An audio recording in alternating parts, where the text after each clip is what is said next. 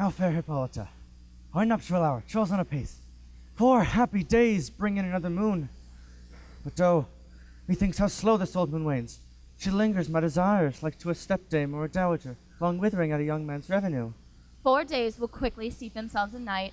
4 nights will quickly dream away the time. And then the moon, like to a silver bow, new bent in heaven, shall behold the night of our solemnities.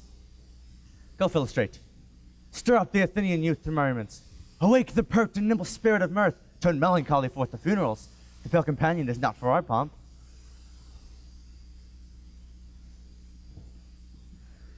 Hippolyta, I wooed thee with my sword and won thy love doing the injuries, but I will wed thee in another key, with pomp, with triumph, and with reveling. Happy be Theseus, our renowned duke. Thanks, good Aegeus. What's the news with thee? Full of vexation, I come with complaint against my child, my daughter Hermia. Stand forth, Demetrius. My lord, this man hath my consent to marry her. Stand forth, Lysander. And my gracious duke, this man hath bewitched the bosom of my child. Thou, Lysander, thou hast given her rhyme and exchanged love token with my child.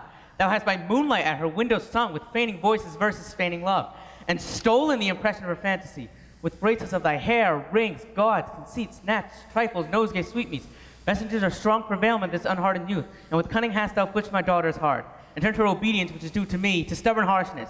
And my gracious duke, see to she will not here before your grace consent to marry with Demetrius. I beg the ancient privilege of Athens, as she is mine, I may dispose of her, either to this gentleman or to her death, according to our law immediately provided in that case. What say you, Hermia? Be advised, fair maid. To you your father should be as a god, one that composed your beauties, yea, and one to whom you are but as a form in wax. By him imprinted and within his power, to leave the figure or disfigure it, Demetrius is a worthy gentleman. So is Lysander. In himself he is, but in this kind, watching your father's voice, the other must be held the worthier. I would my father look but with my eyes. Rather your eyes must with his judgment look. I do entreat your grace to pardon me, for I know not by what power I am made so bold, nor how it may concern my modesty in such a presence here to plead my thoughts. But I beseech your grace that I may know the worst that may befall me in this case if I refuse to wed Demetrius. Either to die the death or to abjure forever the society of men. Therefore, fair Hermia, question your desires. Know of your youth, examine well your blood. Whether if you yield not to your father's choice, you can endure the livery of a nun. Fry to be in shady cloister mewed, to live a barren sister all your life, chanting fate hymns to the cold fruitless moon. Thrice blessed they that master sow their blood to undergo such maiden pilgrimage. But earthlier happy is the rose distilled, than that which, withering on the virgin thorn, grows, lives, and dies in single blessedness. So I will grow, so live, so die, my lord, ere I will my virgin patten up unto his lordship, whose unwished yoke my soul consents not to give sovereignty. Take time to pause. By the next new moon, the sealing day betwixt my love and me, for everlasting bond of fellowship. Upon that day, either prepare to die for disobedience to your father's will, or else to wed Demetrius as he would, or in Diana's altar to protest for austerity and single life. Relent, sweet Hermia. And Lysander, yield thy praise title to my certain right. You have her father's love, Demetrius. Let me have Hermia. Do you marry him? Scornful Lysander, truly hath my love, and what is mine my love surrender him. As she is mine, and all my right of her, I do estate on to Demetrius. I am, my lord, as well derived as he, as well possessed. My love is more than his, and, which is more than all these boasts can be, I am beloved of beauteous Hermia. Why then should I not prosecute my right? Demetrius, I'll avouch it to his head, made love to Nader's daughter, Helena, and won her soul. And she, sweet lady, dotes, devoutly dotes in idolatry upon this spotted and inconstant man. Must confess that I have heard so much, and with Demetrius ought to have spoke thereof. But, being over full of self-affairs, my mind did lose it. But Demetrius, come, Aegeus. I have some private schooling for you both. For you, fair Hermia, look you on yourself to fit your fancies to your father's will, or else the law of Athens yields you up, which by no means you may extenuate to death or to a vow of single life.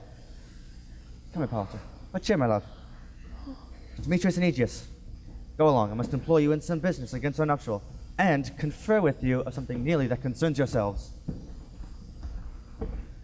With duty and desires, we follow you.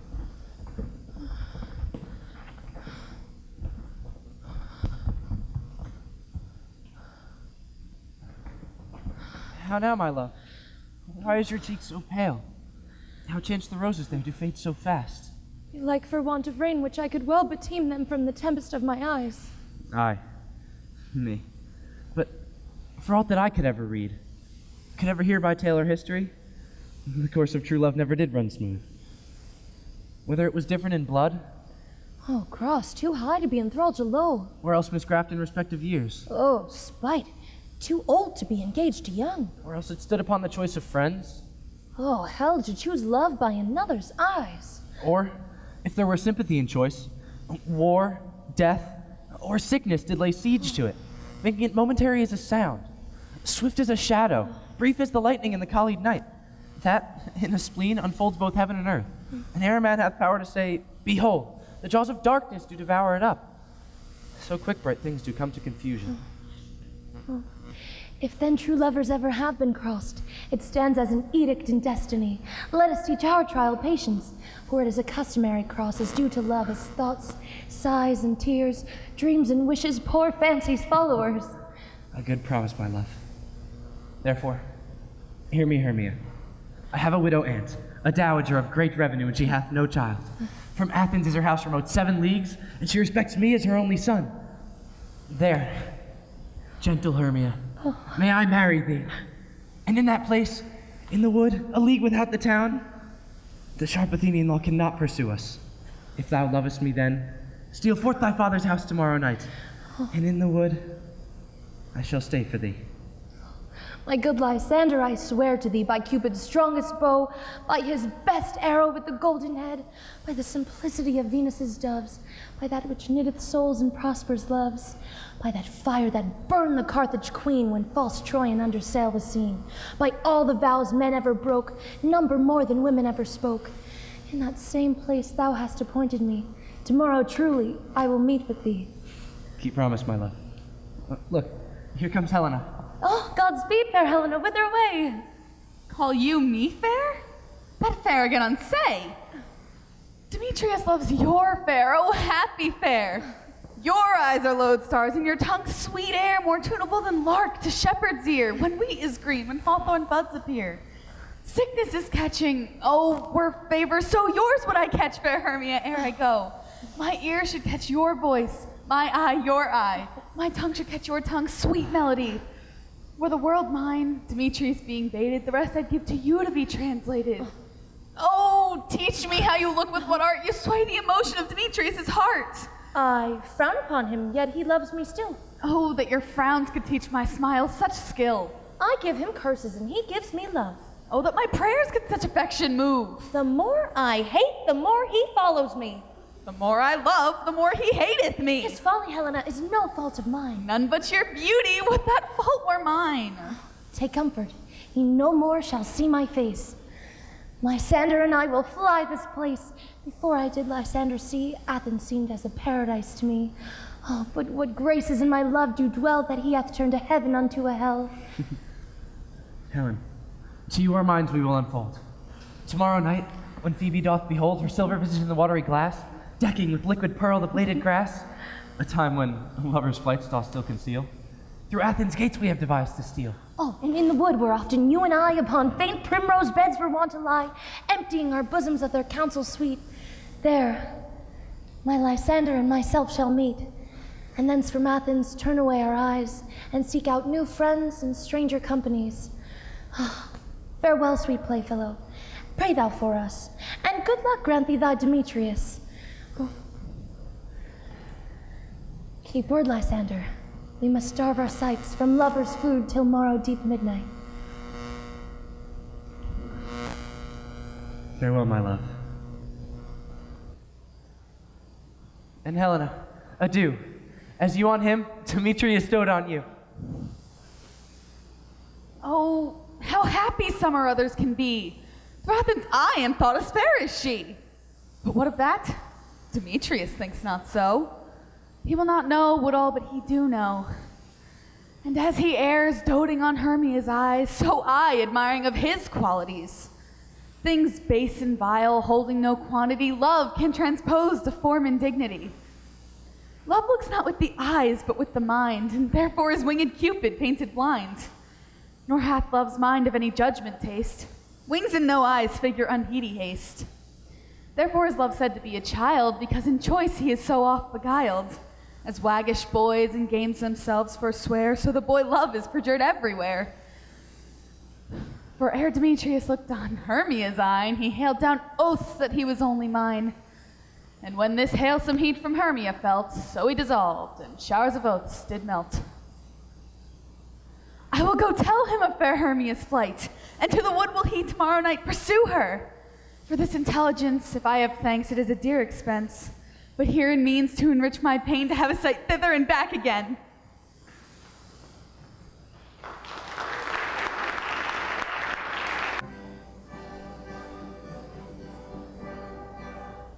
Good morning, my dear. Good morning.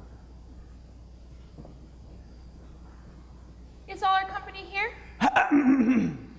You are best to call them generally, man by man according to the script.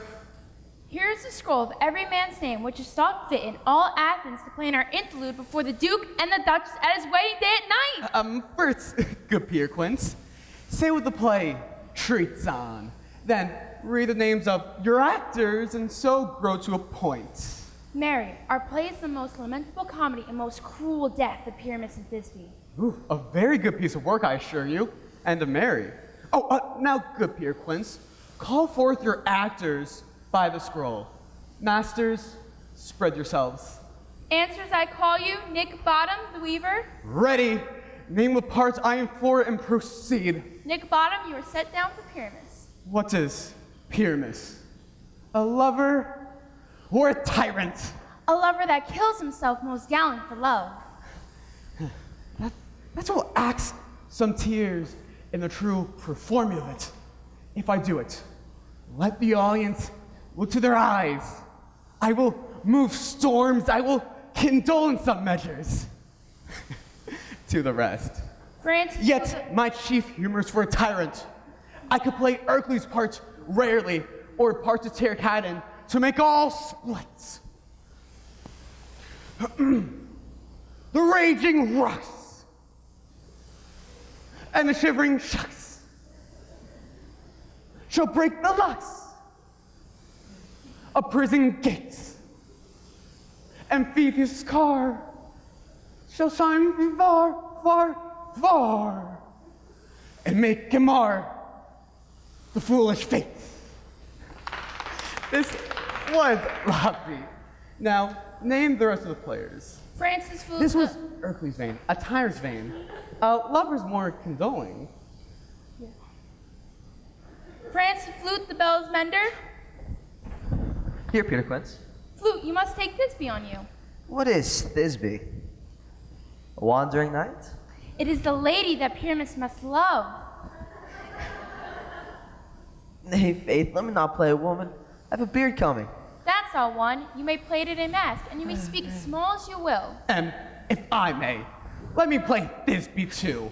I'll speak in a monstrous little voice. Thisbe!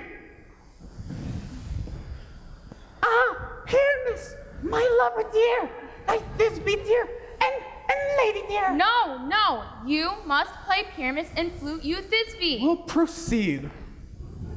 Robin Starveling, the tailor. Here, Peter Quince. Robin Starveling, you must play Thisbe's mother. Tom Snout, the tinker. Here, Peter Quince. You, Pyramus's father. Myself, Thisbe's father. Snug, the joiner. You, the lion's part. And I hope here's a play fitted. Have you yet the lion's part written? Pray you, if it be, give it to me, for I am slow of study. You may do it extempore, for it is nothing but roaring. And let me play the line too. I will roar. That will do Amon's heart good to hear me. I will roar. I will make the Duke say, let him roar again. Let him roar again.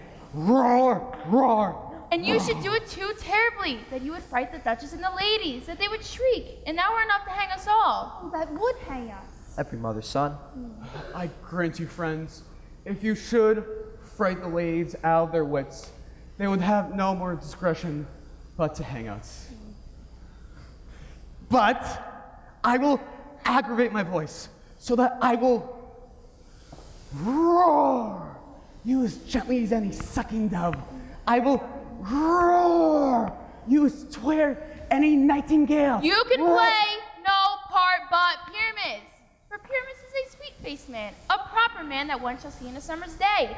Therefore, you must needs play Pyramus. Well, I will undertake it. What beard will I best to play in? Why what you will? Well, I will discharge in either your straw-colored beard or your orange tawny beard or your purple and gray beard, your French crown color, your perfect yellow. Some of your French pounds have no hair at all, and then you'll have to share these. But masters, here are your parts, and I entreat you, request you, and desire you to come by tomorrow night and meet me in the palace wood, a mile out of town. There will we rehearse, for we shall go in the city, we shall be dull company, and our devices known. In the meantime, I will draw a bill of property such as our play wants. I pray you fail me not. We will meet, and there we may rehearse most obscenely and courageously. Take pains, be perfect. Adieu. At the Duke's Oak we meet. Enough. Hold or cut the bowstrings.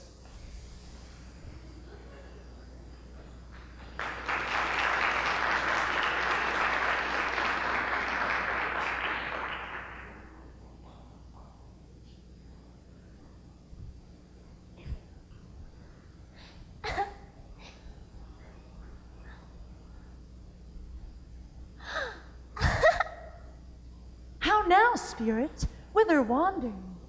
Over hill, over dale, through brush, through briar, over park, over pale, thorough flood, thorough fire. I do wander everywhere, swifter than the moon's sphere, and I serve the fairy queen to do her orbs upon the green. The cowslips tall her pensioners be, in their gold coat spots you see.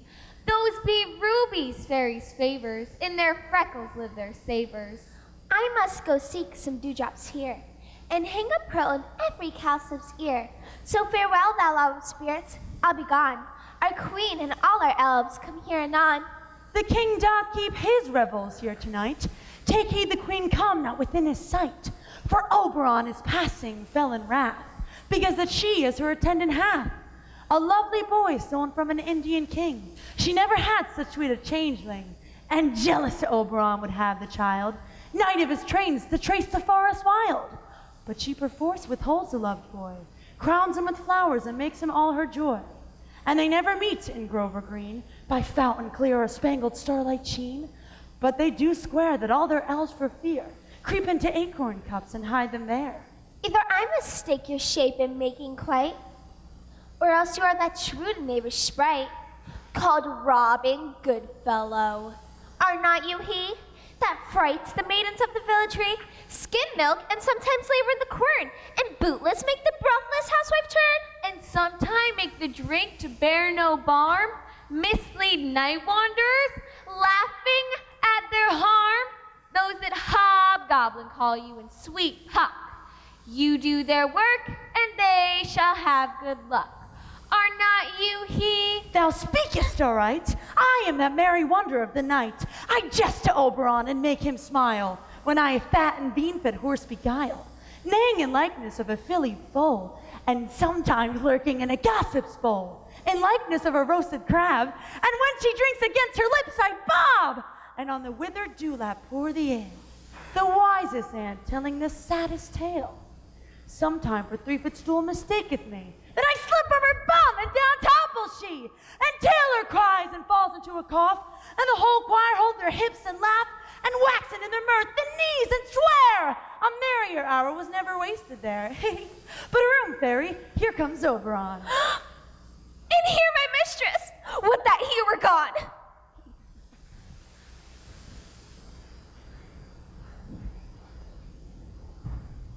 Ill met by moonlight, proud Titania. What? Jealous, Oberon? Fairy, skip hence. I have forsworn his bed and company. Tarry, rash wanton! Am I not thy lord? Well, then I must be thy lady. But I know when thou hast stolen away from fairyland, and in the shape of Corin sat all day, playing on pipes of corn and versing love to amorous Phillida. But why art thou here, come from the farthest steppe of India? But that forsooth the bouncing Amazon, your buskined mistress and your warrior love, to Theseus must be wed, and you've come to give their bed joy and prosperity. How couldst thou thus for shame, Titania, glance at my credit with Hippolyta, knowing I know thy love to Theseus? Didst thou not lead him to the glimmering night, from Perigiona whom he ravished, and make him with Verigles break his faith, with Adrian and Antiopa? These are the forgeries of jealousy.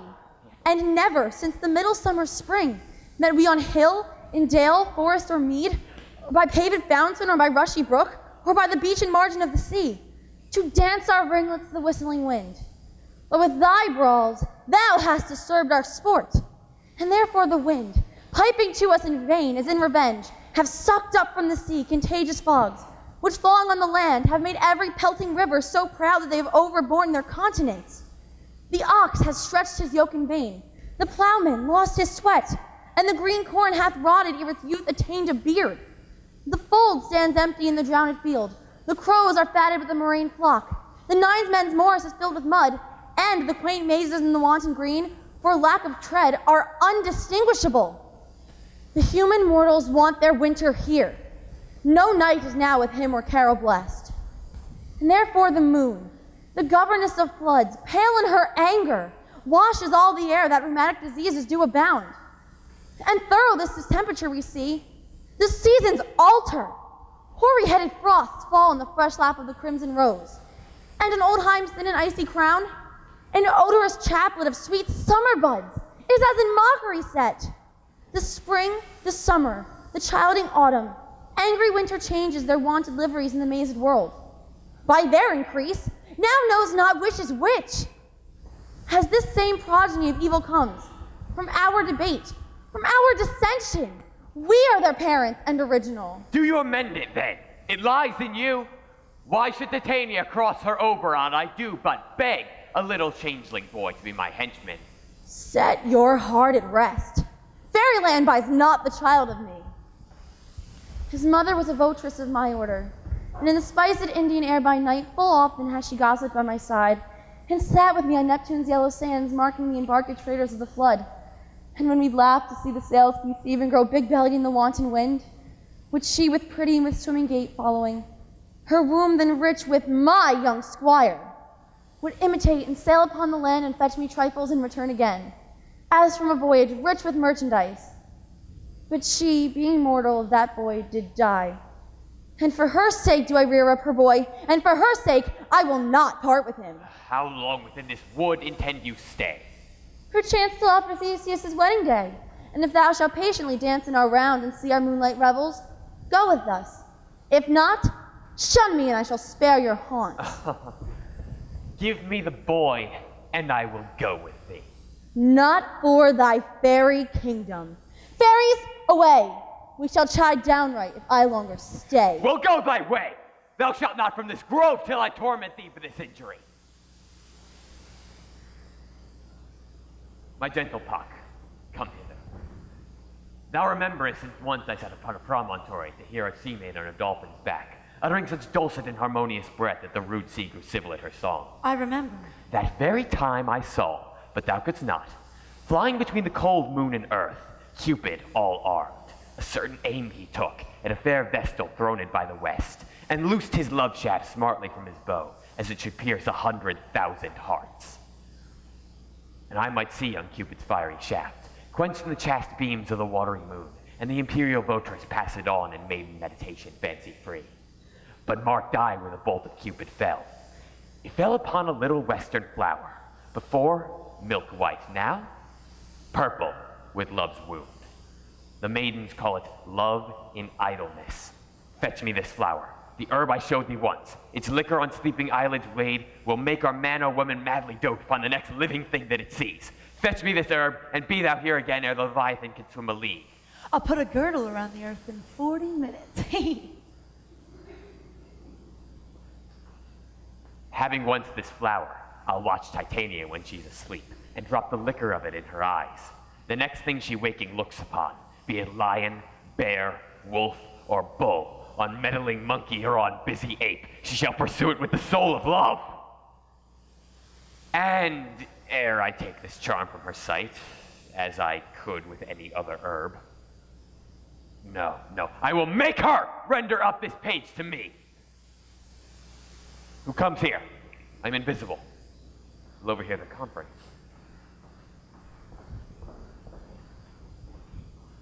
Oh, I love thee not, therefore pursue me not.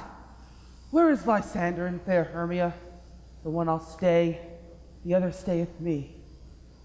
Thou toldest me they were stolen unto this wood, and here am I, wood within this wood, because I cannot meet my Hermia. Hence get thee gone and follow me no more. You draw me, you hard-hearted adamant, yet you draw not iron, for my heart is as true as steel. Leave you your power to draw, and I will have no power to follow you. Do I entice you? Do I speak you fair? Or rather, do I not in plainest truth tell you I do not, nor I cannot love you? And for that I do love thee more. I am your spaniel, and Demetrius, the more you beat me, I will fawn on you.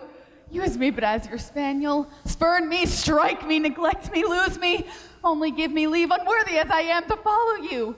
What worse or place can I beg in your love, and yet a place of high respect with me, than to be used as you use your dog? Tempt not too much the hatred of my spirit, for I am sick when I do look on thee. And I am sick when I look not on you. You do impeach your modesty too much. To leave the city and commit yourself into the hands of one that loves you not? To trust the opportunity of night and the ill counsel of a desert place with the rich worth of your virginity. Your virtue is my privilege, for it is not the night when I see your face. Therefore I think I am not in the night, nor doth this wood lack worlds of company, for you in my respect are all the world. Then how can it be said I am alone when all the world is here to look on me? I'll run from thee and hide me in the brakes and leave thee to the mercy of wild beasts. The wildest hath not such a heart as you. Run when you will, the story shall be changed. Apollo flies and Daphne holds the chase. The dove pursues the griffin. The mild hide makes speed to catch the tiger. Bootless speed, when cowardice pursues and valor flies. I will not stay thy questions, let me go. Or if thou dost intend follow me, do not believe, but I shall do thee mischief in the wood. Aye, in the temple, the town, the field, you do me mischief. Fie, Demetrius, your wrongs do set a scandal on my sex. We cannot fight for love as men do. We were made to be wooed and not made to woo. I'll follow thee and make thee a heaven of a hell to die upon the hand I love so well. Fare thee well, nymph. Ere he do leave this grove, thou shalt fly him, and he shall seek thy love. Here's my messenger. Have you the flower? Aye, there it I is. pray thee give it to me. I know a place where the wild thyme blows, where walk slips and the wild violets grow, quite over canopied with luscious woodbine, with sweet musk roses and elegant thyme. There sleeps Titania some time of the night, wrapped in these flowers with dazes of delight. And there the snake throws her enameled skin, weeds wide enough to wrap a fairy in. With this juice I'll streak her eyes and fill her with hateful fantasies. Take thou some of it. A sweet Athenian lady is in love with a disdainful youth. Anoint his eyes, but do so when the next thing he waking looks upon shall be the lady. Effect this with some care. Fear not, my lord, your servant shall do so.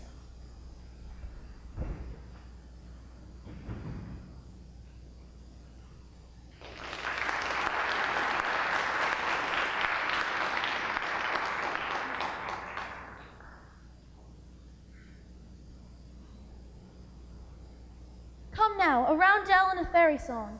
Then for the third part of a minute hence. Some will kill cankers in the muskrose buds, some war with river mice for their levin wings, to make small coats for my elves, and some keep back. The clamorous owl that hoots and wanders at our quaint spirits, sing me to sleep. Then to your offices and let me rest.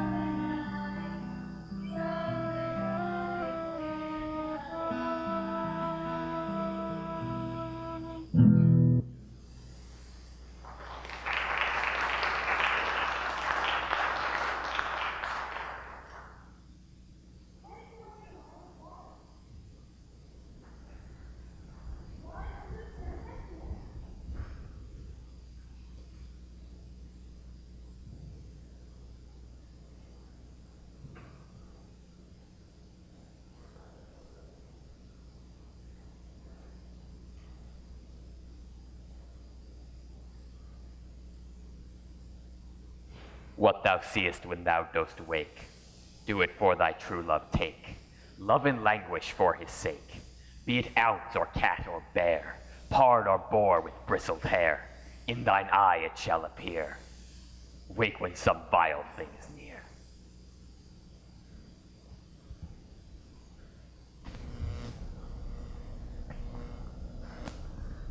My love, you faint with wandering in the wood. And to speak troth, I forgot our way. We'll rest us, Hermia, if you think it good, and tarry for the comfort of day.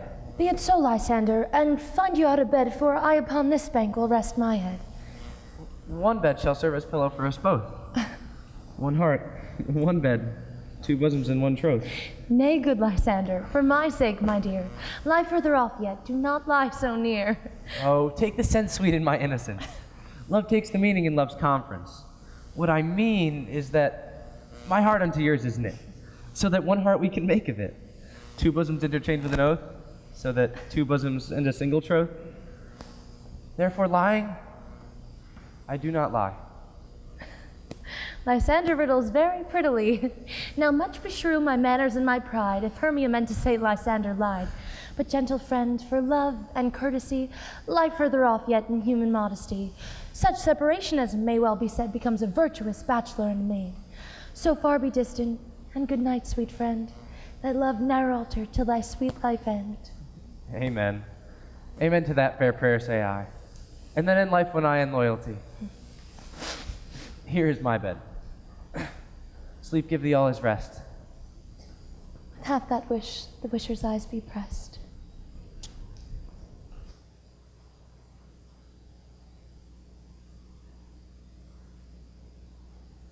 Through the forest have I gone, but Athenian found I none, on whose eyes I might approve this flower's force and stirring love. Night and silent, who is here? Weeds of Athens he doth wear. This is he, my master said, despised the Athenian maid. And hear the maiden sleeping sound on the dank and dirty ground. Pretty soul, she durst not lie near this lack love, this kill courtesy. Churl upon the eyes I throw, all the power this charm doth owe. When thou wakest, let love forbid, sleep is seat on thy eyelid. So awake when I am gone, for I must now to Oberon. Stay, though thou kill me, sweet I Demetrius. charge thee hence, and do not haunt me thus. Oh, wilt thou, darkling, leave me? Do not so. Stay on thy peril. I alone will go. I am out of breath in this fond chase. The more my prayer, the lesser is my grace. Happy is Hermia, wheresoe'er she lies, for she hath blessed and attractive eyes. How came her eyes so bright? Not with salt tears, if so mine are oftener washed than hers. No, I am ugly as a bear, for beasts that meet me run away for fear. Therefore no marvel though Demetrius do as a monster fly my presence thus. What wicked and dissembling glass of mine made me compare with Hermia's fiery eye? But who is this? Lysander on the ground? Dead or asleep? I see no blood, no wound. Lysander, if you live, good sir, awake. And run through fire I would for thy sweet sake. Transparent Helena, nature shows art that through thy bosom I may see thy heart. Where is Demetrius? Oh, how fit a word is that vile name to perish on my sword. Do not say so, Lysander, say not so. What though he love your Hermia? Lord, what though? Yet Hermia still loves you, then be content. Content? With Hermia? No, I do repent the tedious minutes that I with her have spent. Not Hermia, but Helena I love, who would not change a raven for a dove. The will of man is by his reason swayed, and reason says you are the worthier maid. Things growing are not ripe until their season. So I, being young, till now not ripe to reason, and touching now the point of human skill, reason becomes martial to my will, and brings me to your eyes, where I o'erlook love's stories written in love's richest book. Wherefore was I to this keen mockery born? When at your hands did I deserve this scorn? Is it not enough, young man, that I did never know, nor never never can deserve a sweet look from Demetrius's eyes, but you must flout my insufficiency? Good troth you do me wrong, good sooth you do in such disdainful manner me to woo. But fare you well, perforce I must confess, I thought you, Lord, of more true gentleness. Oh, that a lady of one man refused, should of another therefore be abused.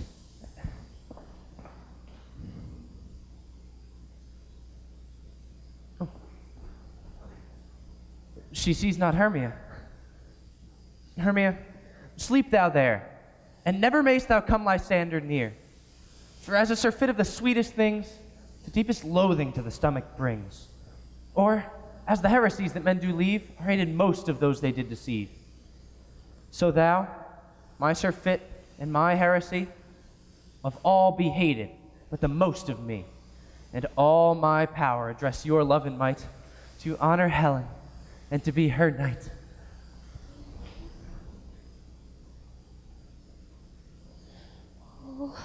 Oh, help me, Lysander, help me. Oh, do thy best to pluck this crawling serpent from my breast. Oh, ay me, for pity, what a dream was here. Lysander, look how I do quake with fear. Oh, methought a serpent ate my heart away, and you sat smiling at his cruel prey. Lysander, Lysander, Lord, what removed? What, out of hearing gone? No sound? No word? Alack, where are you? Oh, speak, speak, and if you hear, speak of all loves. No? And I well perceive you all not nigh. Oh, either death or you, I'll find immediately.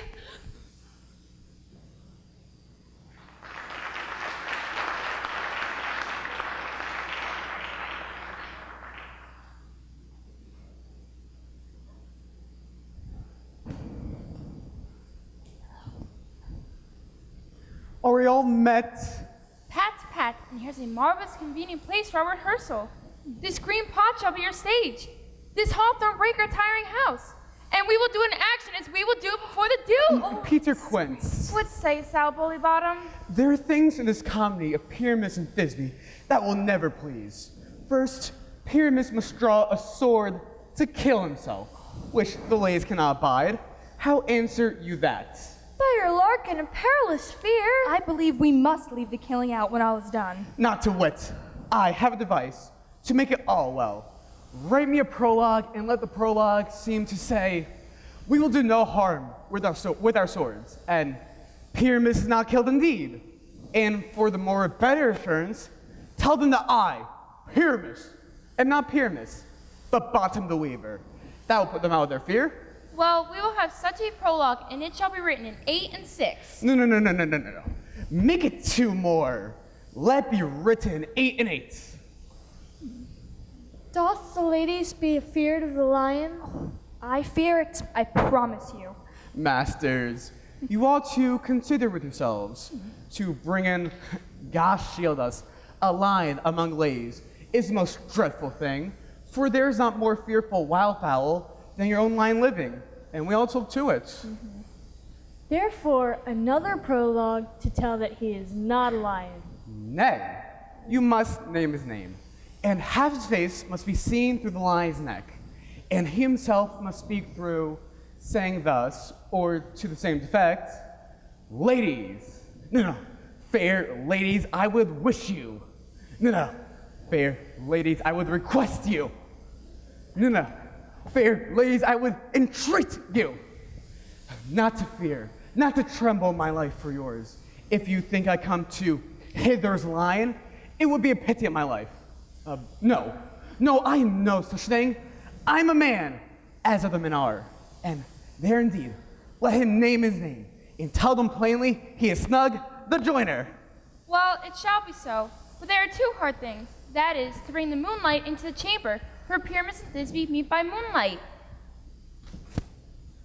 Doth the moon shine the night we play our play? A calendar. A calendar. Look in the almanac. Find out moonshine. Find out moonshine. Yes, I think it all shine that night. Why then? May leave a casement in the great chamber window, where we play open, and the moon may shine in at the casements. Aye, or else one must come in with a lantern and a bush of thorns and say it comes to this figure or to represent the person of moonshine. Then there's another thing. We must have a wall in the great chamber, for Pyramus and Thisbe, says the story, did talk through the chink of a wall. You could never bring in a wall. What say you, Bottom? Some man or other must present wall, and let him have some plaster or some loam or some rough cast about him to signify wall, and let him hold his fingers thus, and through that cranny shall Pyramus and Thisbe whisper. If that may be, then all is well. Come, sit down, every mother's son, and rehearse your parts. Pyramus, you begin. After you've spoken your speech, enter into that break and show everyone according to his cue. What hempen homespun do we have swagger in here, so near the cradle of the fairy queen?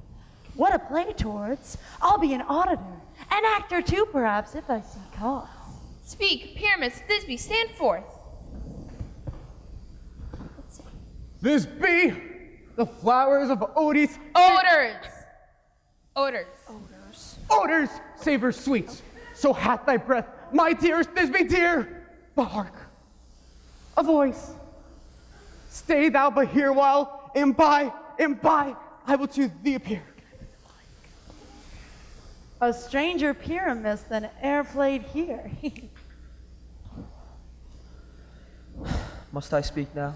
Aye, very must you, for you must understand he goes but to see a noise that he heard and is to come again. O most radiant Pyramus, most lily white of hue,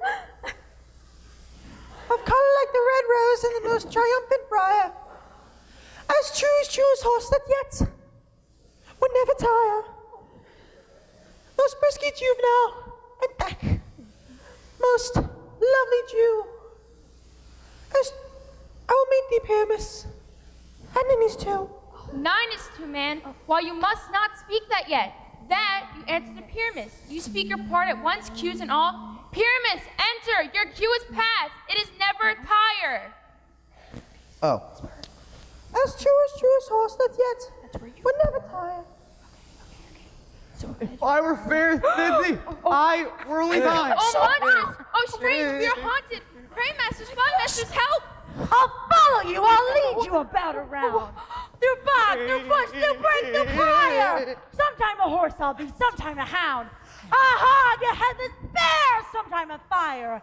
A neigh and bark and grunt and roar and burn. Like horse, hound, hog, bear, fire at every turn. Why do they run away? This is a knavery of them to make me afeared. Oh, Bottom, what do I see on me? What do you see? What do you see? You see an ass have your own, do you? Bless thee, Bottom, bless thee. Thou art translated.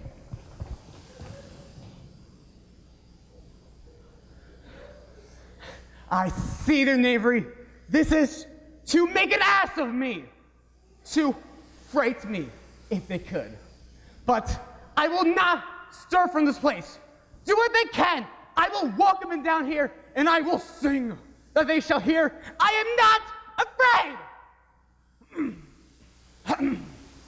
Yells of cock, so black a hue, with orange towny bill, the throstle with a nose so true, the wren with little quill. Oh, what angel wakes me from my flowery bed? The finch, the sparrow, and the lark, the plains of cuckoo gray, whose no full many man doth mark, and dares not say nay. For, indeed, who would set his wits so foolish? A bird? Who will give a bird the lie, though he cry cuckoo, never so? Oh, I pray thee, gentle mortal, sing again. Mine ear is much enamored of thy note, so is mine eye enthralled by thy shape, and thy fair virtues forth doth move me. On first sight to say, to swear, I love thee. Methinks, mistress, you should have a little more reason for that. And yet, to say the truth, reason and love keep little company together nowadays. The more the pity that some honest neighbors will not make them friends, nay, I can gleek upon occasion. Oh, thou art wise as thou art beautiful. Not so neither. But if I had wit enough to get out of this wood, I'd have enough to serve my own turn. Oh, out of this wood do not desire to go. Thou shalt remain here, whether thou wilt or no. I am a spirit of no common rate. The summer still doth tend upon my state, and I love thee. Therefore go with me, and I'll give thee fairies to attend on thee, and fetch thee jewels from the deep, and sing with thou on pressed flowers doth sleep. And I will purge thy mortal grossness, so that thou shalt like an airy spirit go. Peas blossom, cobweb, moth, and mustard seed.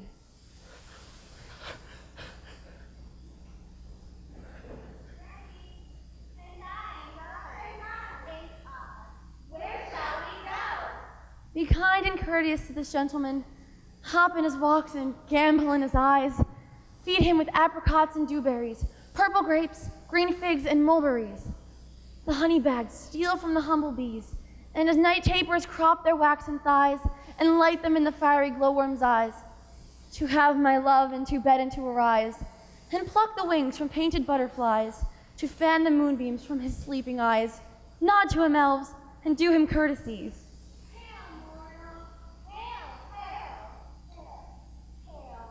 I cry your worship's mercy heartily. I beseech your worship's name.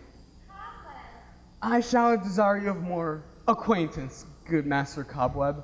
If I cut my finger, I shall make bold with you. Your name, honest one? I pray you, commend me to your mother, Mistress Squatch, and your father, Master Peace God. I promise you, I shall desire you of more acquaintance too, good Master Peace Blossom. Your name, honest one? Mustard Seed. Good Master Mustard Seed, I know your patience well. That same cowardly giant like ox beef hath devoured many a gentleman of your house.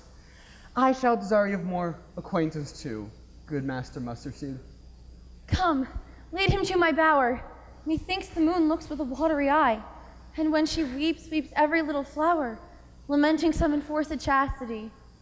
Tie up my love's tongue and bring him to me silently.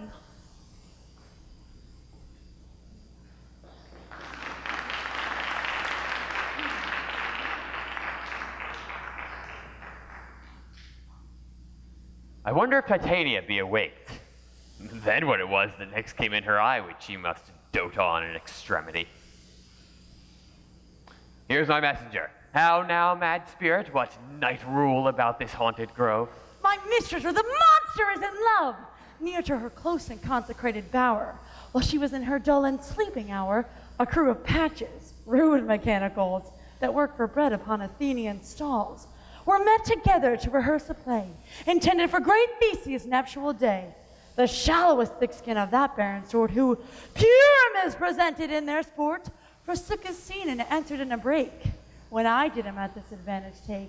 An ass's knoll I fixed on his head, and honest Thisbe must be answered, and forth my mimic comes, when they him spy as wild geese creeping the fowler eye, or russet-baited chops, many in short, rising and cawing at the gun's report, sever themselves, and madly sweep in the sky, so it is sight away his fellows fly. And at our stamp, here o'er and o'er one falls. He murder cries and help from Athens calls. Their sense thus weak, lost with their fears thus strong, made senseless things begin to do them wrong. For briars and thorns that their apparel snatch, some sleeves, some hats, things all yielders catch. I led them on in this distracted fear, and that sweet Pyramus translated there. So when in that moment it came to pass, Titania awaked and straightway loved an ass. This falls out better than I could devise. But hast thou latched the Athenian's eyes with the love juices I bid thee do? I took him sleeping, that is finished too, and the Athenian woman by his side, that when she waked of force she must be I. Stand close. This is the same Athenian. This is the woman, but not this the man.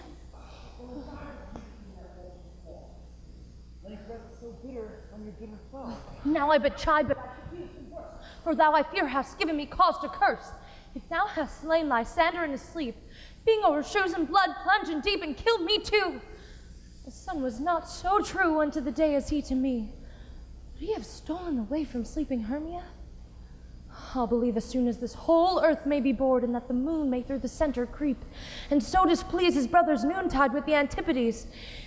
It cannot be, but thou hast murdered him. So should a murderer look, so dead, so grim. So should the murdered look, and so should I. Pierced to the heart with your stern cruelty, yet you, the murderer, look as bright, as clear as yonder Venus in her glimmering sphere. What's this to my Lysander? Where is he? Oh, good Demetrius, wilt thou give me him? I'd rather give his carcass to my hounds. Out dog, out cur, thou drivest me past the bounds of maiden's patience. Hast thou slain him then? Oh, henceforth never be numbered among men. Oh, once tell true even for my sake. Dost thou looked upon him being awake, and hast thou killed him sleeping? Oh, brave touch. Could not a worm in adder do so much? An adder did, for with doubler tongue than none, now serpent never adder stung. You spend your passion on a misprized mood. I am not guilty of Lysander's blood, nor is he dead for aught that I can tell. I pray thee, tell me then that he is well. And if I could, what should I get there for? A privilege to see me no more, and from thy hated presence part I so. See me no more, whether he be dead or no. There is no following her in this fierce vein. Here therefore for a while I will remain.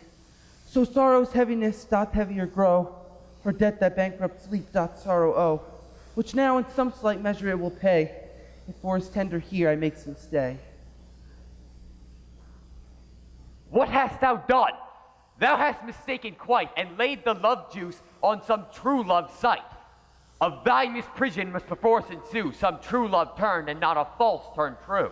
Then fater rules that one man holding troth, a million fail, confounding oath on oath. About the wood, go swifter than the wind, and Helena of Athens, look thou find.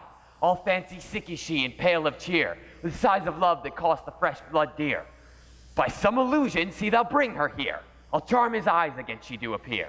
I go, look how I go, swifter than an arrow from a Tartar's bow.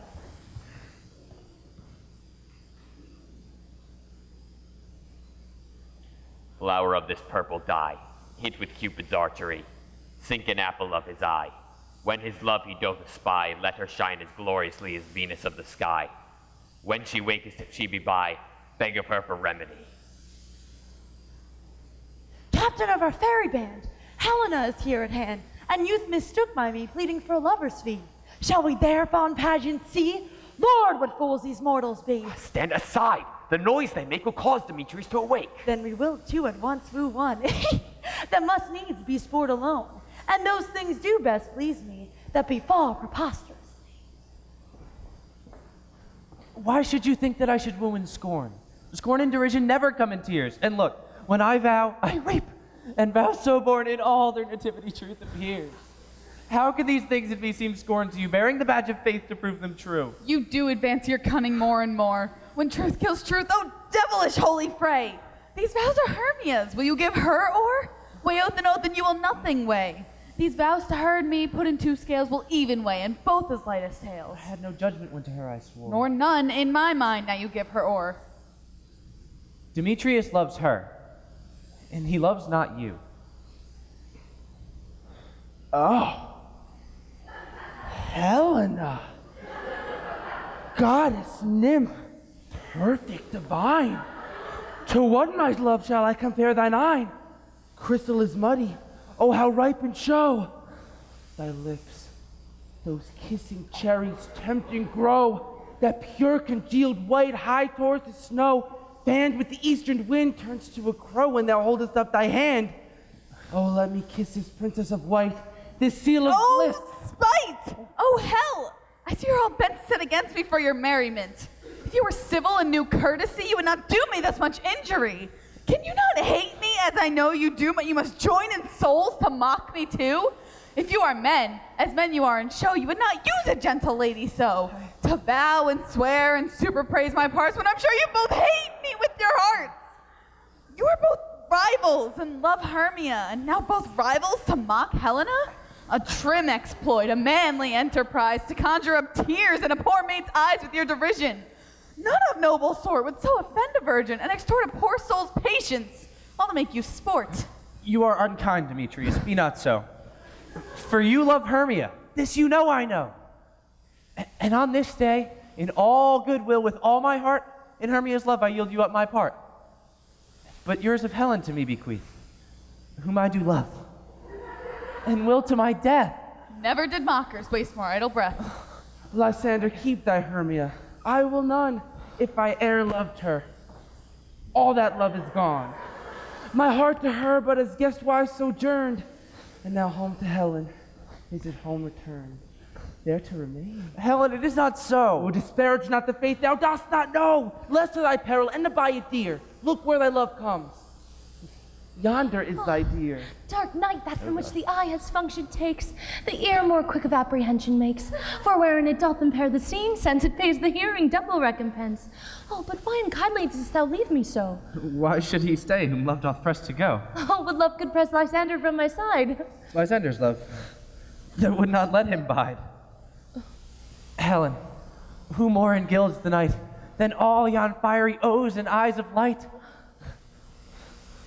Why seekest thou me? Could not this make thee know the hate I bear thee made me leave thee so? You speak not as you think, it cannot be. Lo, she is one of this confederacy. Now I perceive they have conjoined all three to fashion this false sport in spite of me. Injurious Hermia, most ungrateful maid. Have you conspired? Have you with these contrived to bait me with this foul derision? Is all the counsel that we two have shared, the sisters' vows, the hours that we spent when we chid the hasty-footed time for parting us, oh, is it all forgot? All school's days, friendship, childhood, innocence. We, Hermia, like two artificial gods, have with our needles created both one flower, both on one sampler, sitting on one cushion, both warbling of one song, both in one key, as if our hands, our sides, our voices and minds had been incorporate. So we grew together, like a double cherry, seeming parted but yet a union in partition. Two lovely berries molded on one stem, two of the first like coats in heraldry, due but to one and crowned with one crest. And will you rent our ancient love asunder to join with men in scorning your poor friend? It is not friendly, 'tis not maidenly. Our sex, as well as I, may chide you for it, though I alone do feel the injury. I'm amazed at your passionate words. I scorn you not, it seems that you scorn me. Have you not set Lysander, as in scorn, to follow me around and praise my eyes and face? And made your other love, Demetrius, who even but now did spurn me with his foot, to call me goddess, nymph, divine and rare, precious celestial? Wherefore speaks he this to her he hates? And wherefore doth Lysander deny your love, so rich within his soul, and tender me, forsooth, affection? But by your setting on, by your consent? What though I be not so in grace as you, so hung upon with love, so fortunate, but miserable most to love unloved? This you should pity rather than despise. I understand not what you mean by this. I do. Persever counterfeit sad looks, make mouths upon me when I turn my back, wink at each other, hold this sweet jest up. This sport well carried should be chronicled. If you'd any pity, grace, or manners, you would not make me such an argument. But fare ye well, 'tis partly my own fault, which death or absence soon shall remedy. No, stay, gentle Helena. Hear my excuse. My love, my life, my soul.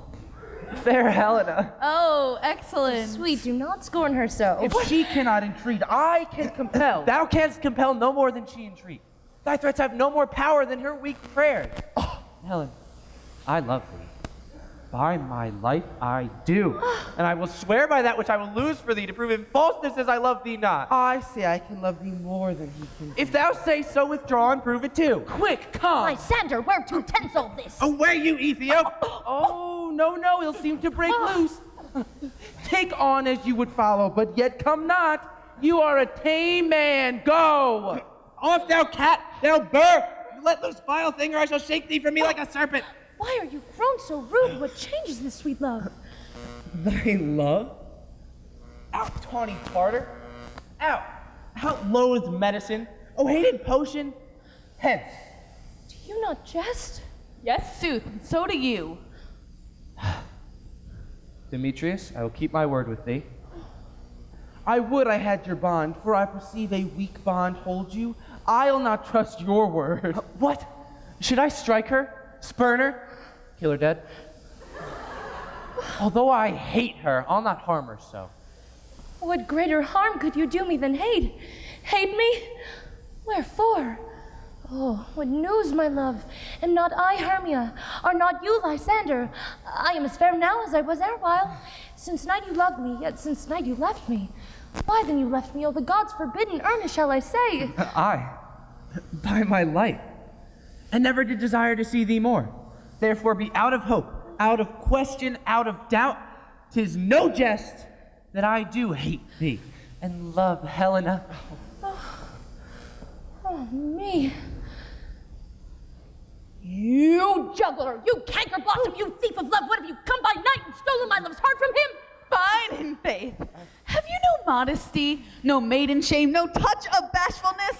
What will you tear impatient answers from my gentle tongue? Fie, fie, you counterfeit, you puppet, you! Puppet? Why so? Why, that way goes the game. Now I perceive that she hath made compare between our statures, and she hath urged her height, and with her personage, her tall personage, she hath prevailed him. And are you so grown, so high in his esteem, because I am so low and so dwarfish? How low am I, thou painted maypole? Speak! How low am I? I am not yet so low, but that my nails can reach unto thine eye! I pray you, though you mock me, gentlemen, let her not hurt me. I was never cursed. I have no gift at all in shrewishness. I am a right maid for my cowardice. Let her not strike me. You perhaps may think because she is something lower than myself that I can match her. Lower, hark again. Good Hermia, do not be so bitter with me. I evermore did love you, Hermia. Did ever keep your counsels, never wronged you? Save that, in love unto Demetrius, I told him of yourself into this wood. He followed you. For love I followed him.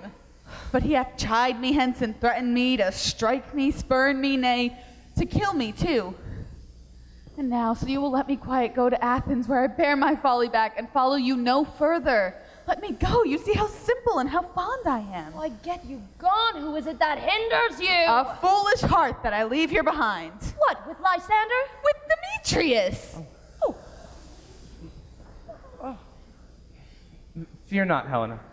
She shall not harm thee. Oh, no, sir, she shall not, though you take her part. Oh, when she is angry, she is keen and shrewd. She was a vixen when she went to school, and though she be but little, she is fierce. Oh, nothing but low and little. Why will you suffer her to flout me thus? Let me come to her. Get you gone, you dwarf! You minimus of hindering not grass maid! You bead, you acorn! Oh, you are too officious in her behalf that scorns her services. Let her alone! Speak not of Helena, take not her part. For if thou dost intend never so little show of love to her, thou shalt abide it. Well, now she holds me not. So follow if thou darest, to try who's right. Of thine or mine is most in Helena. Oh, follow? Nay, I'll go with thee cheek by jowl.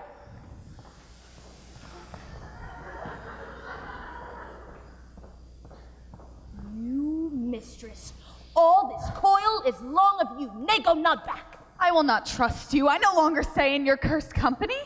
Your hands than mine are quicker for a fray. My legs are longer, though, to run away. I am amazed and know not what to say.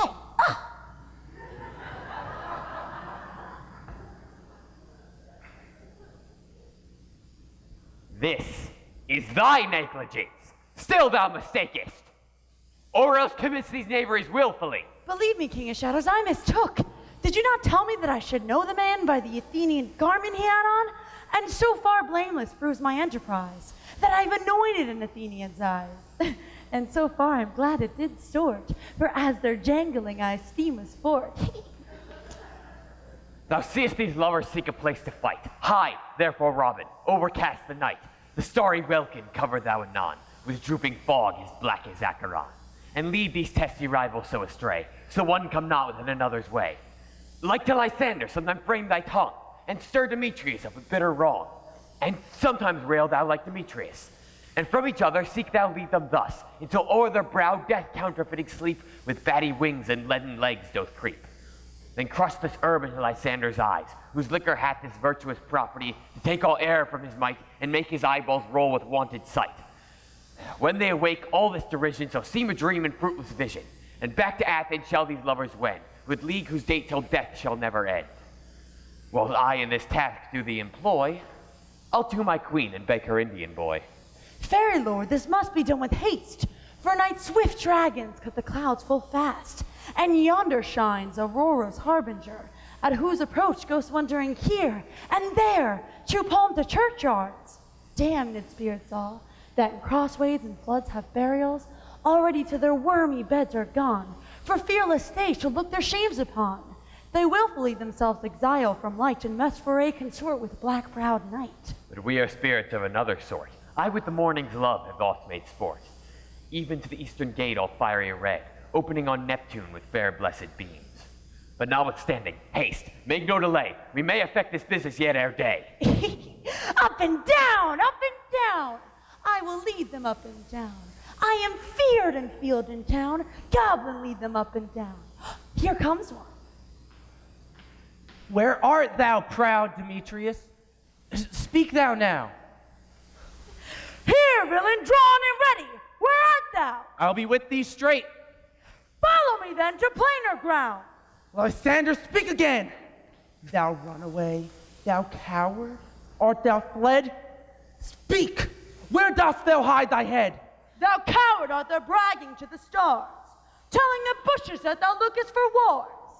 And wilt not come? Come, recreant! Come, thou child! I'll whip thee with the rod! He is defiled, that draws a sword on thee. Yea, art thou there? Follow my voice, will try no manhood here.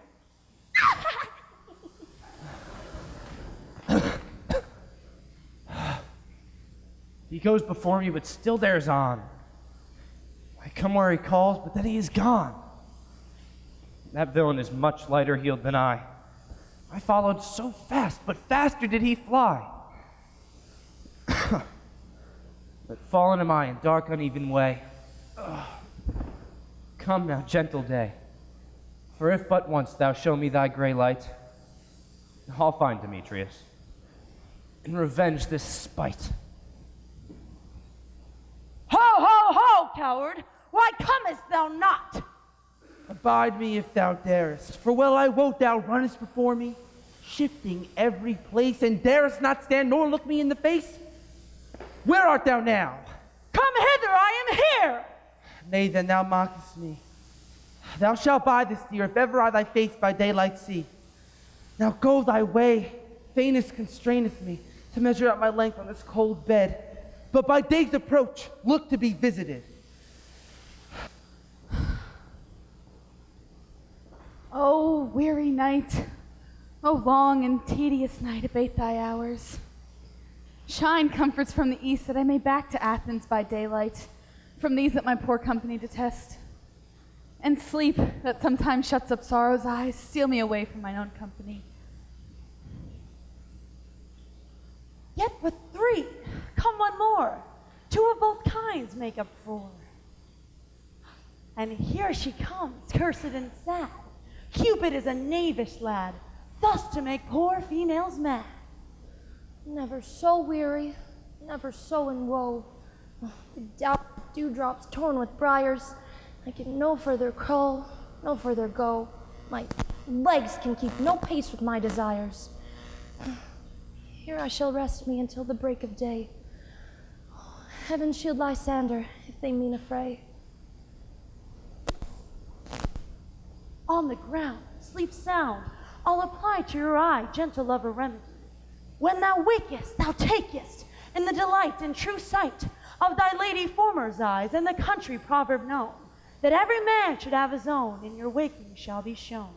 Jack shall have Jill, naught shall go ill. This man shall have his mare again, and all shall go well.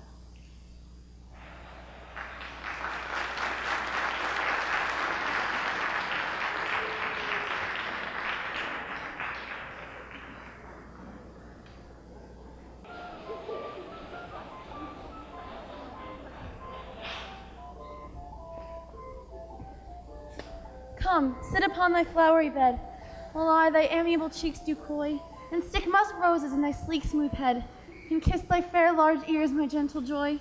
Where's Peas Blossom? Ready. Scratch my head, Peas Blossom. Where's Monsieur Cobweb? Monsieur Cobweb, get Monsieur. Get you, your weapons in your hand, and kill me a red-hipped humblebee. on the top of a thistle.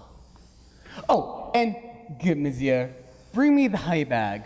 Do not fret yourself too much in the action, monsieur. Oh, and good monsieur, have care the honey bag break not. I would be loath to have you overflown with the honey bag, seigneur. Where's Monsieur Mustard Seed? Give me your knife, monsieur. Pray you, leave your courtesy, monsieur. Nothing, good monsieur, but help Calvary Cobweb to scratch. I must to the barbers, monsieur, for methinks I'm marvelous hairy about the face, and I'm such a tender ass. If my hair do but tickle me, I must scratch. What wilt thou hear some music, my sweet love? I have a reasonable good ear in music. Let's have the tongues and the bones. Or say, sweet love, what thou desirest to eat? Truly a peck of provender. I can munch your good dry oats. Methinks I would desire to a bottle of hay. Good hay, sweet hay, hath no fellow. I have a venturous fairy who shall seek the squirrel's hoard and fetch thee new nuts. I had rather have a handful or two of dry peas, but I pray you, let none of your people stir me. I have an exposition of sleep come upon me. Oh, sleep thou, and I will wind thee in my arms. Fairies, be gone, and be always away. So doth the woodbine and the sweet honeysuckle gently entwist, the female ivy enrings the barky fingers of the elm. Oh, how I love thee, how I dote on thee.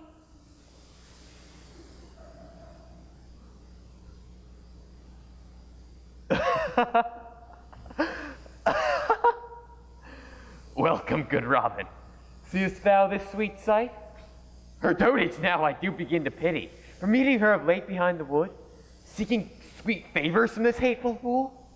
I did upbraid her and fall out with her, for she his hairy temple had rounded with a coronet of fresh and fragrant flowers. And those same drops, which sometime on the buds were wont to smell like round and orient pearls, now stood like tears in the pretty floweret's eyes, that did their own disgrace bewail. When I at my pleasure taunted her, and she in mild terms begged my patience, I then did ask of her her Indian child, which she straight gave to me in her fairy scent, to bear him to my bower in fairyland. And now I have the child, I will undo this hateful imperfection from her eyes. And gentle Puck, take the head off this Athenian swain, so that he waking when the others do will back to Athens and think no more of this night's accidents than as a fierce vexation of a dream. But first I will release the fairy queen. Beest thou was wont to be, seest thou was wont to see, Dian's bud or Cupid's flower, with such holy and blessed power. Awake, Titania, my sweet queen! Oh, my Oberon, what visions I have seen. Methought I was enamored of an ass. There lies thy love. Oh, how came these things to pass? Oh, how my eyes do loathe this visage now. Silence a while. Puck, take off his head. And Titania, music call and strike more dead than all these five that set. Oh, music ho! Music such as charmeth sleep.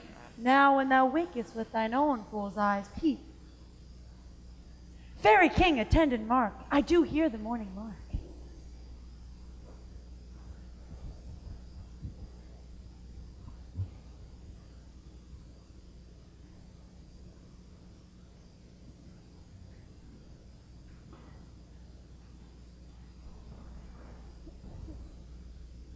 Go, one of you.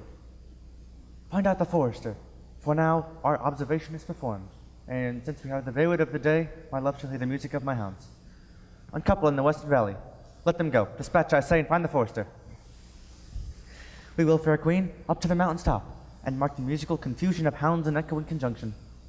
I was with Hercules and Cadmus once, when in a wood of Crete they bade the bear with hounds of Sparta. Never did I hear such gallant chiding, for besides the groves, the skies, the fountains, every region near seemed one mutual cry. I never heard so musical a discord, such sweet thunder. My hounds are bred out of the Spartan kind, so flued, so sanded, and their heads are hung with ears that sweep away the morning dew. Crook-kneed and dewlap like Thessalian bulls, slow in pursuit, but matched in mouth like bells, each under each. A cry more tunable was never hollied to, nor cheered with horn, in Crete, in Sparta, nor in Thessaly. Judge when you hear. But soft, what nymphs are these? My lord, this is my daughter. You're asleep? This Lysander.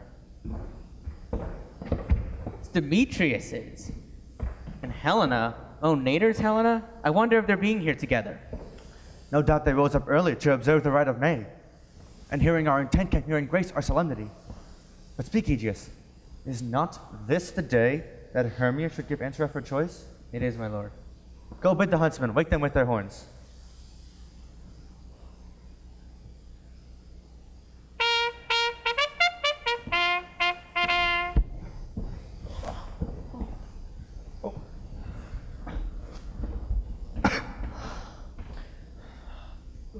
Good morrow, friends. St. Valentine is past. Begin these woodwords but a couple now. Pardon, my lord? I pray you all, stand up.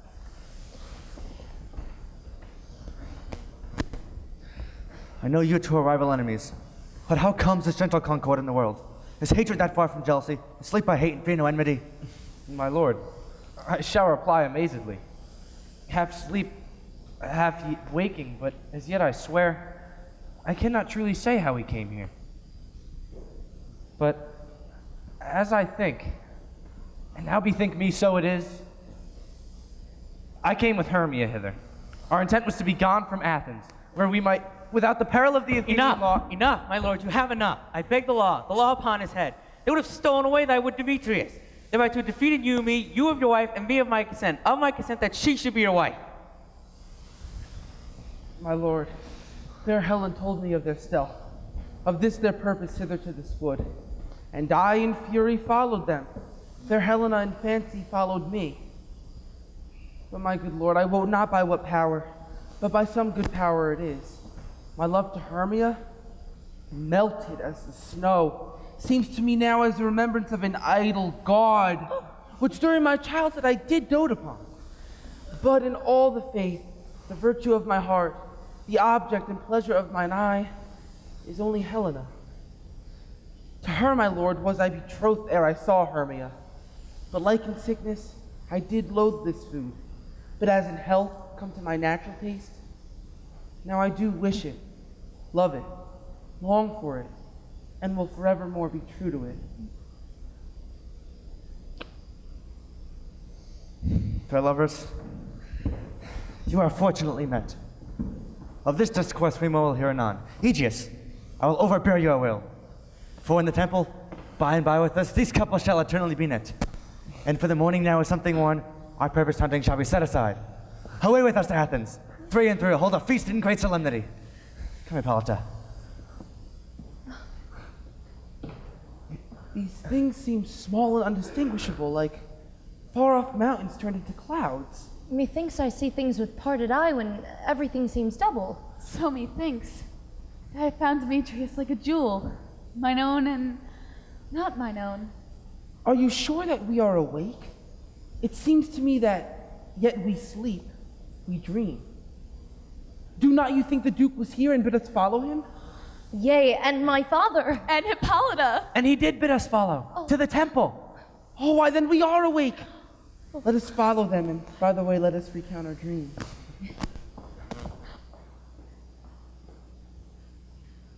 When my cucumbers call me and I answer, my next is, most fair Pyramus.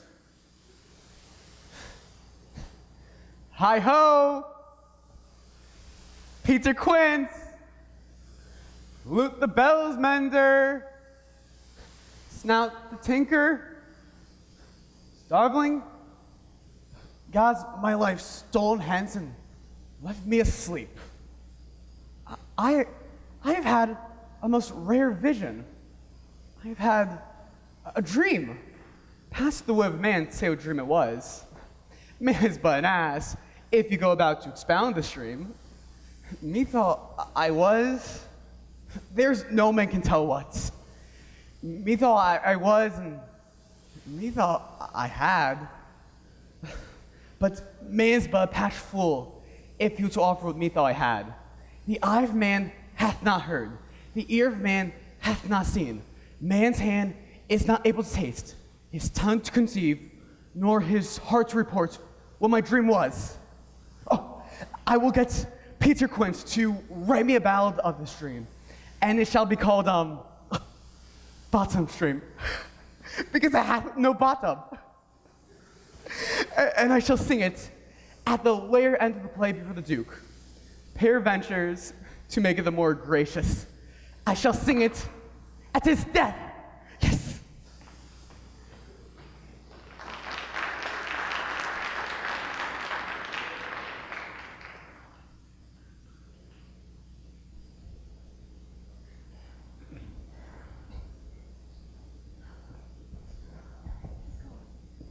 Have you sent the Bottoms? Is he come home yet? He has not been heard of. Out of doubt he is transported.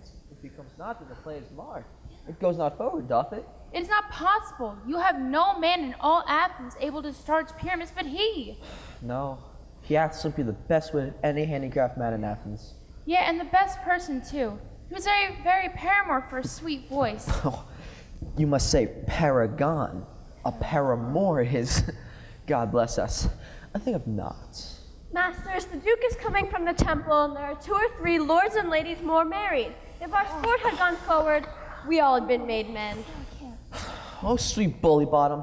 Thus hath he lost 6 pence a day during his life. He could not have escaped 6 pence a day, and the Duke would not have given him 6 pence a day for playing Pyramus. I'll be hanged. He would have deserved it. 6 pence a day in Pyramus, or nothing. Where are these lads? Where are these hearts? Oh, Bottom! A most courageous day, a most happy hour. Masters, I am to discourse wonders, but ask me not what. For if I tell you, I am no true Athenian. I will tell you everything, right as it fell out. Let us hear, sweet Bottom. Not a word of me. All that I will say is that the Duke hath dined. Get your apparel together. Good strings to your beards, new ribbons to your pumps. Meet presently at the palace. Every man look over his parts.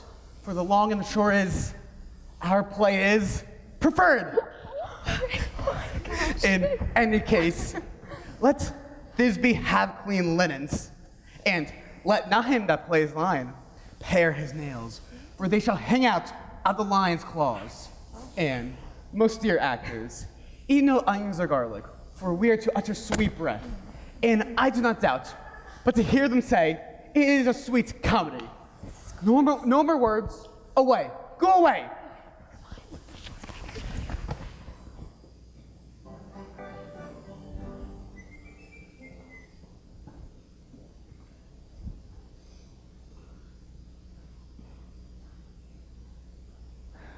Tis strange, Theseus, that these lovers speak of. More strange than true. I never may believe these antique fables, nor these fairy toys. Lovers and madmen have such seething brains, such shaping fantasies that apprehend more than cool reason ever comprehends. The lunatic, the lover, and the poet are of imagination all compact. One sees more devils than vast hell can hold. That is the madman. The lover, all is frantic, sees Helen's beauty in a brow of Egypt. The poet's eye, in fine frenzy rolling, doth glance from heaven to earth, from earth to heaven.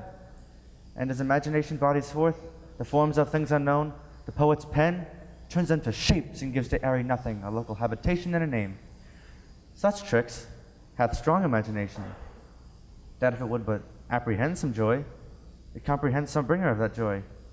For in the night, imagining some fear, how easy is a bush supposed to bear? But all the story of the night told over, and all their minds transfigured so together, more witnesseth than fancy's images, and grows to something of great constancy. But howsoever strange and admirable.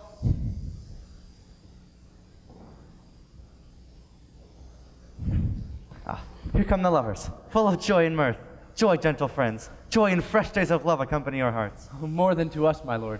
In your royal walks, your board, your bed. Come now, what masks, what dances shall we have to wear away this long age of 3 hours between our after supper and bedtime? Where is our usual manager of mirth? What revels are in hand? Is there no play to ease the anguish of a torturing hour? Golf illustrate. Here, mighty Theseus. Say, what abridgment do you have for this evening? What mask? What music? There is a brief how many sports are right. Make choice of what your highness will see first.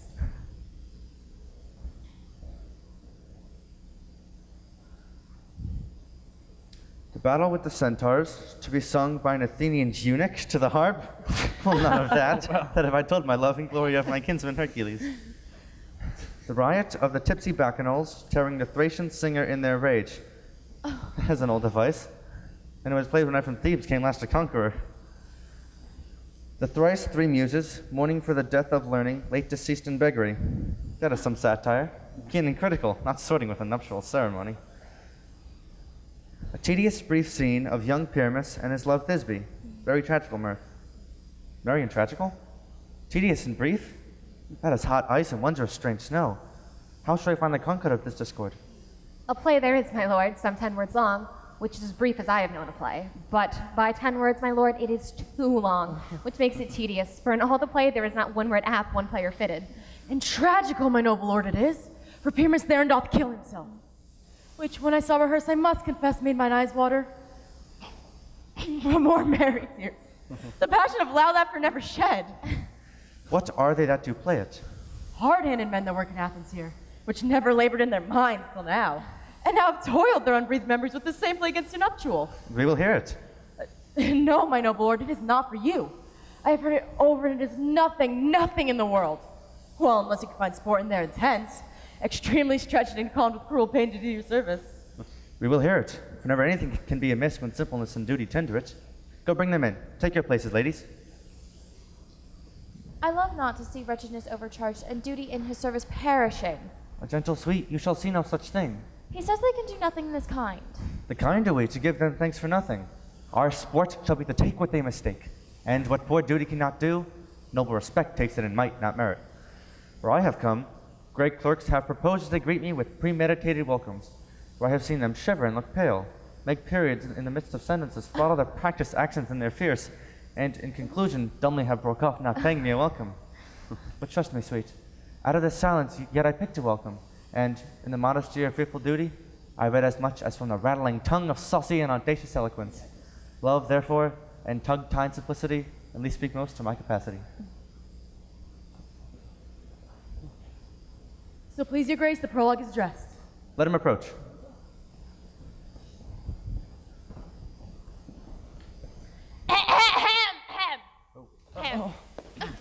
If we offend, it is with our goodwill. That you should think we come not to offend, but with goodwill, to show our simple skill that is the true beginning of our end. Consider then we come but in despite. We do not come as fighting to contest you, our true intent is. All for your delight we are not here, that you should here repent here. The act is our at hand, and by their show you shall know all that you are like to know. This man doth not stand upon points. He hath read his prologue like a rough colt. He knows not to stop. A good moral, my lord, it is not enough to speak, but to speak true.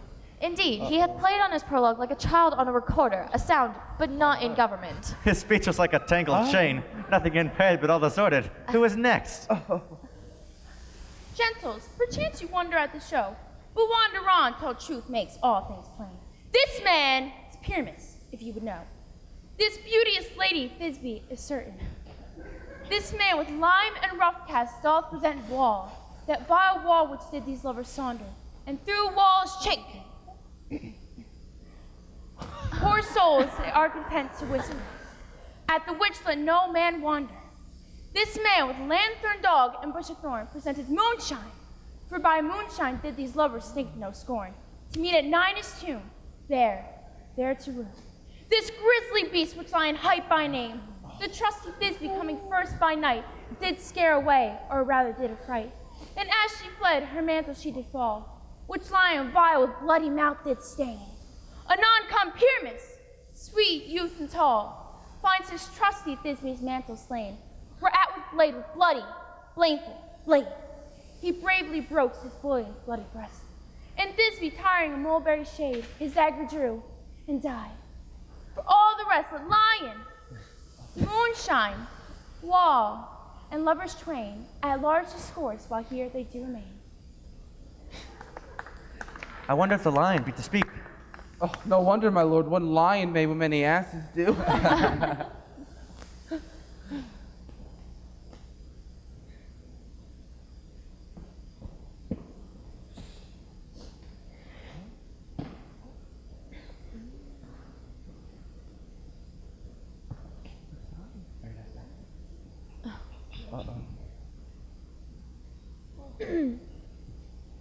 In this interlude it doth befall that I, one snout by name, present a wall.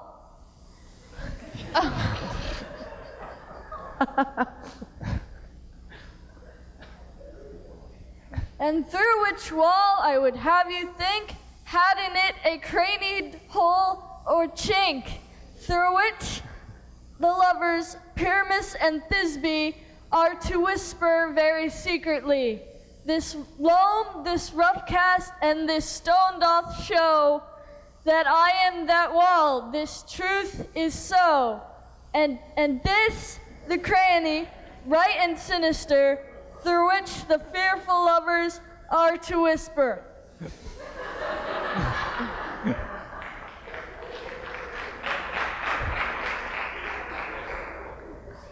Would you desire Lyman Hare to speak better? It is the wittiest partition I have ever heard discourse, my lord.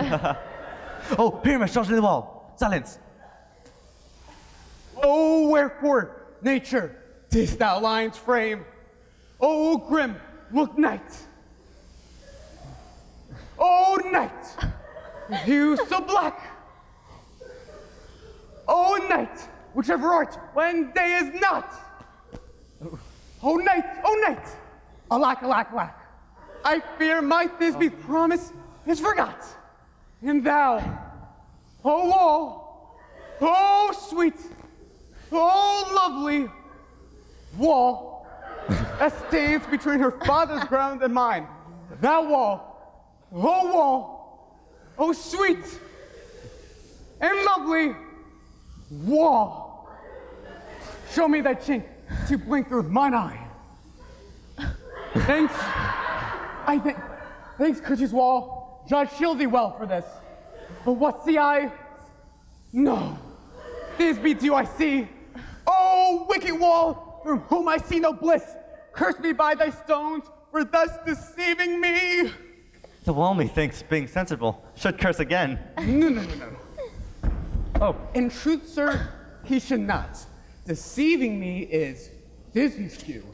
She is to enter now, and I am to spy her through the wall. You shall see. It will fall pat as I told you. Yonder she comes. Oh, God. O wall, full often hath thou heard my moans, for parting my fair Pyramus and me. My cherry lips have often kissed thy stones full of Lyman, hair knit up in thee. I see a voice. Now, light to the chink, to spy, and I can hear my Thisbe's face. Thisbe. My love thou art, my love I think. Think what thou wilt. I am thy lover's grace, and like Lamander, my trusty still. And I like Helen, to the fates me can. Now shalt thou this to Prosperous was so true. I shaft first to Prosperous, I to you. Oh, it gives me through the whole of this vile wall. I kiss the wall's hole, not your lips at all. Wilt thou meet me in these tombs straightway? Ninus. Ninus tomb straightway? Tide life, tide death, I shall not delay.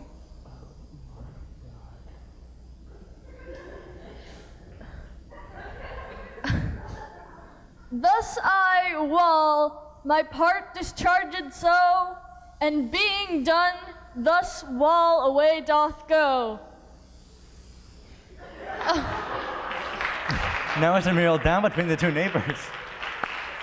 No remedy, my lord, when walls are so willful to hear without warning.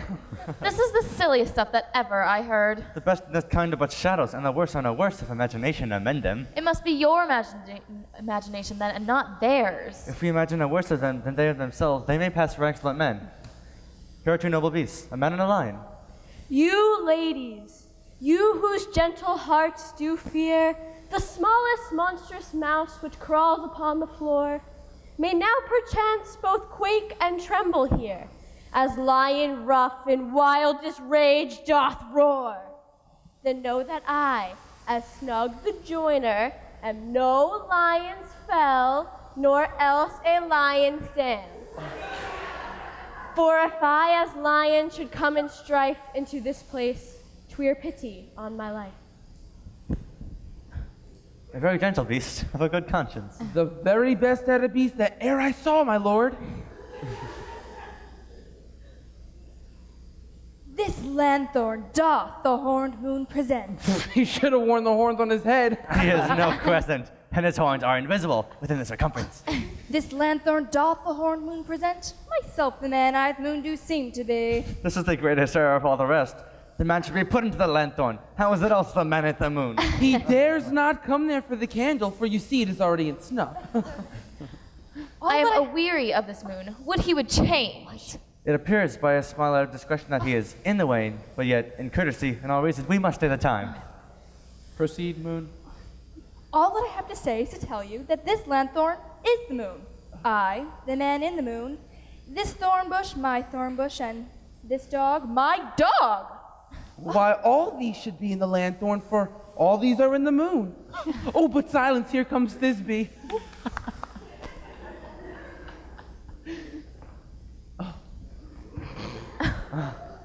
This is old Minnie's tomb. Nina's tomb. Where is my love?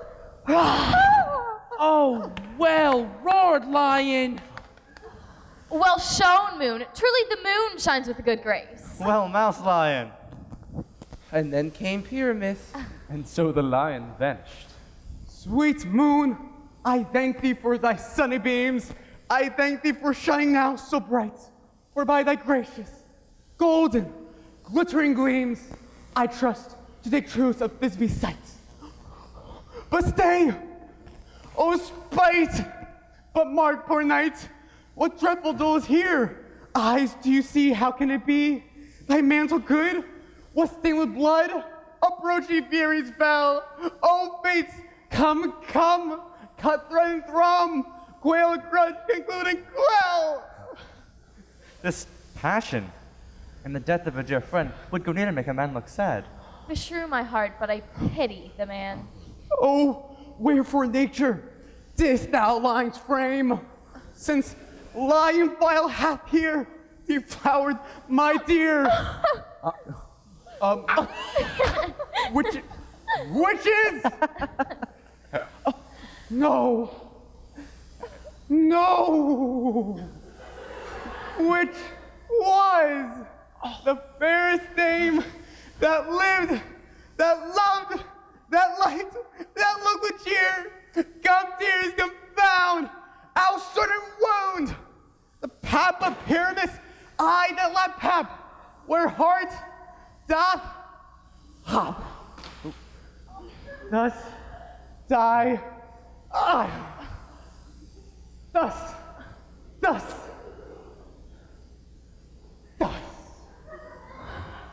Now am I dead? Now am I fled? My soul is in the sky. Tongue loose thy light. Moon, take thy flight. Now die.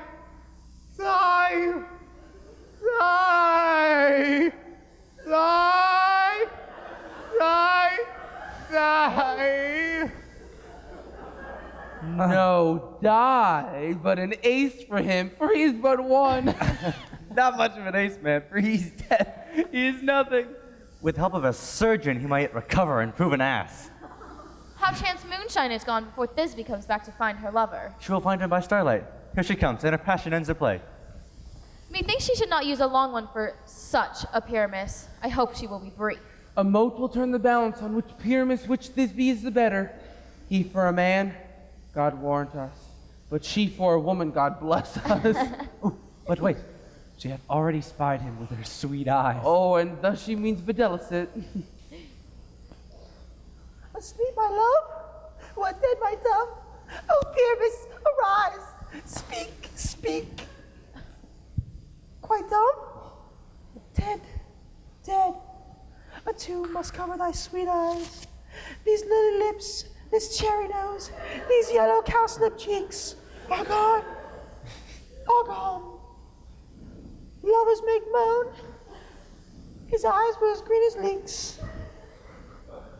Oh, sisters three, come to me, with hands as pale as milk, lay them in gore, since you're sure, with shears his thread of silk.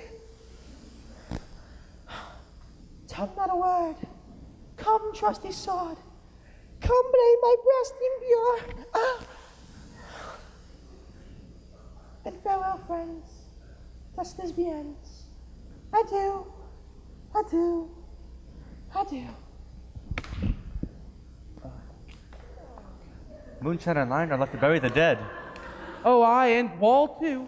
No, assure you, the wall is down, that part of their fathers.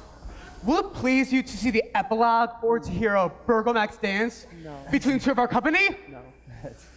No epilogue, I pray you. For your play needs no excuse. Never excuse. When the players are all dead, there needs none to be blamed.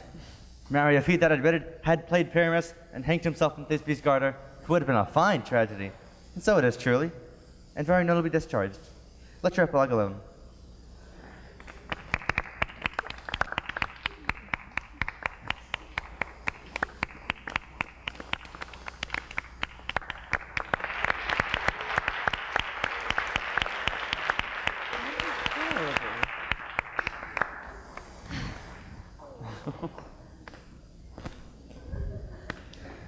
The iron tongue of midnight hath tolled 12.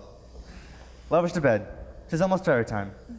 I fear we shall outsleep the coming morn, as much as we this night have overwatched.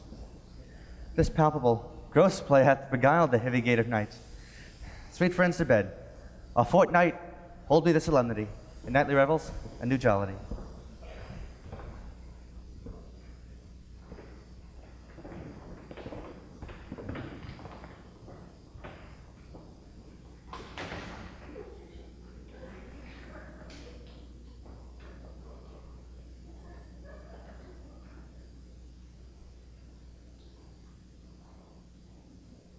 Now the hungry lion roars, and the wolf behowls the moon, whilst the heavy plowman snores, all with weary task fordone. Now the wasted brands do glow, whilst the screech owl, screeching loud, puts a wretch that lies in woe in remembrance of a shroud. Now it is that time of night, in graves all gaping wide, everyone lets forth his sprite in churchway paths to glide.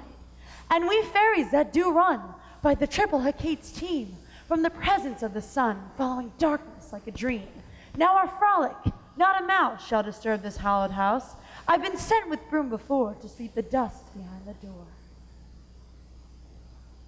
This house give glimmering light by the dead and drowsy fire. Every elf and every sprite hop as light as bird from briar. And this ditty after me, sing and dance it trippingly. First rehearse your song by rote, to each word a warbling note. Hand in hand in fairy grace, we will sing and bless this place.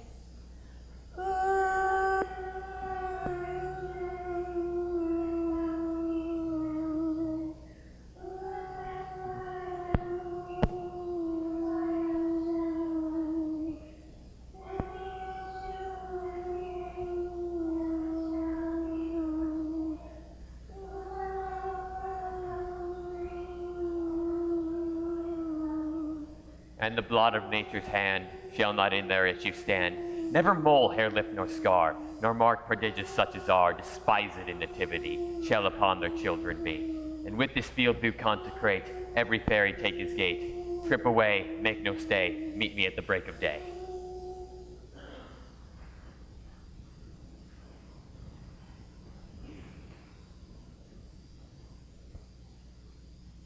If we shadows have offended, think but this, and all is mended, that you have but slumbered here while these visions did appear.